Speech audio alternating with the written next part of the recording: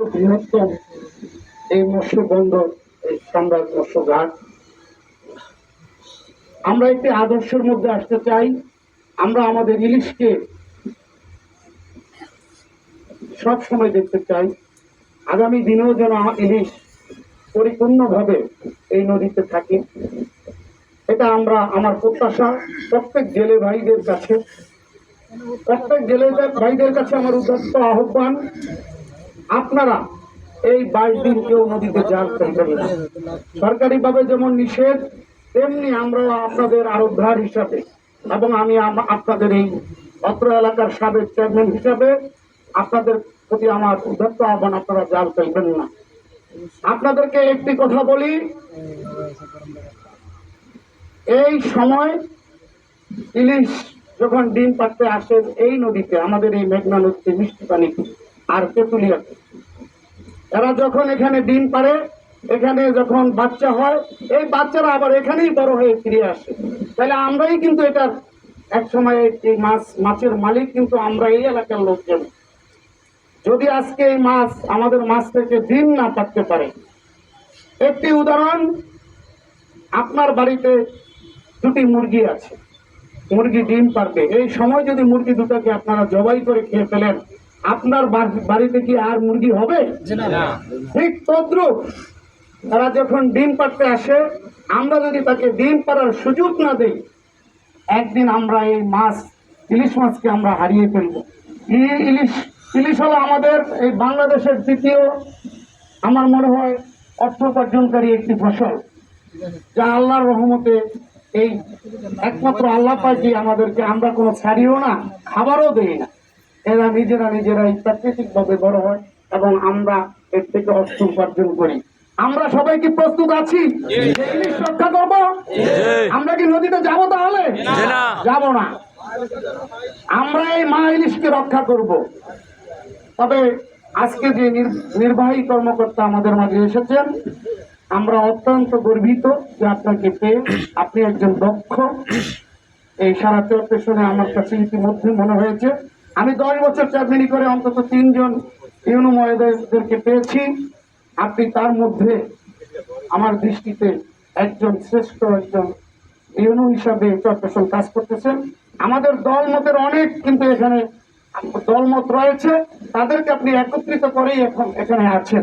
তাই আপনার কাছেও আমার বিশেষ আহ্বান, আমাদের এই যদি মাছকে রক্ষা করতে হয়, শুধু এই মা ইলিশকে রক্ষা করলেই চলবে না, এই ঝাটকাকেও আমাদেরকে রক্ষা করতে হবে। নদীতে সবচেয়ে বিষাক্তজনক জাল হলো যেটা হলো কারেন্ট জাল, এবং যারা বিনতি পাতে এবং যারা বাগদার নামে ফেলি জাল বায়, এগুলোকে যদি আপনারা সম্পূর্ণভাবে নিশ্চিত না করতে পারেন, ধ্বংস না করতে আমরা পারি, তাহলে আমাদের ইলিশ মাছ আগামী দিন এখানে আর পাওয়া যাবে না। এর মধ্যে একটি ট্রলিং জাহাজ আছে যেটা সরকার কর্তৃক অনুমোদিত, সেটা হলো কি ট্রলিং যেন? হ্যাঁ, ইন্ডাস্ট্রিয়াল ট্রলিং, যেটা সরকারের অনুমোদিত। এই ট্রলিং জাহাজ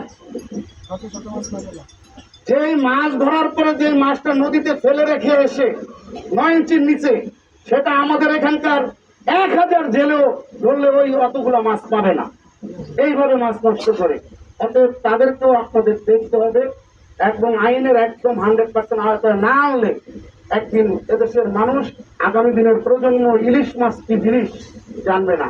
যেহেতু এবছরই আমরা প্রত্যেকটি আরবদার, প্রত্যেকজন জেলেরা অত্যন্ত নিম্ন অবস্থায় আমরা অর্থনৈতিকভাবে অবস্থান আমাদের, এই সেজন্যই আমাদেরকে সচেতন হতে হবে।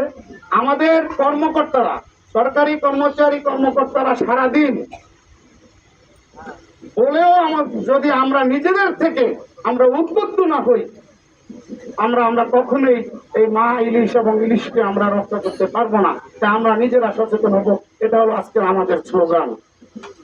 আমরা কেউ এই 22 দিনে আমরা মাছ ধরতে যাব না। আর আজকের প্রধান অতিথি এবং আজকের সভাপতির কাছে আমার বিশেষ অনুরোধ, এই জেলেরা মাছ না ধরবে এবং জেলেদেরকে সরকারিভাবে কিছু অনুদান দেওয়া হয়। আপনার প্রতি বছরই চাল বিতরণ করা হয় তাদের মাঝে।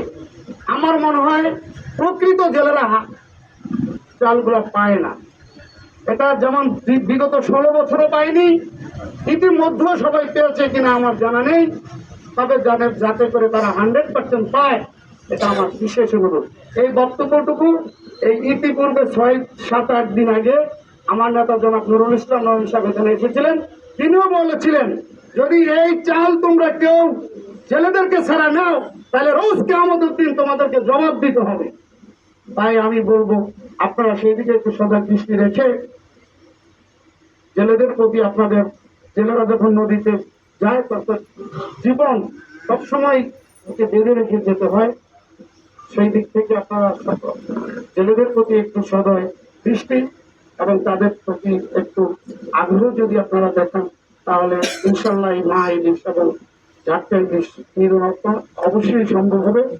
তো আমরা এই 21 দিন আমরা সরকারি আইন কানুন মেনে চলবো, এই প্রত্যাশা রেখে সকলকে আন্তরিক ধন্যবাদ জানিয়ে আমি আমার বক্তব্য শেষ করছি। আসসালামু আলাইকুম।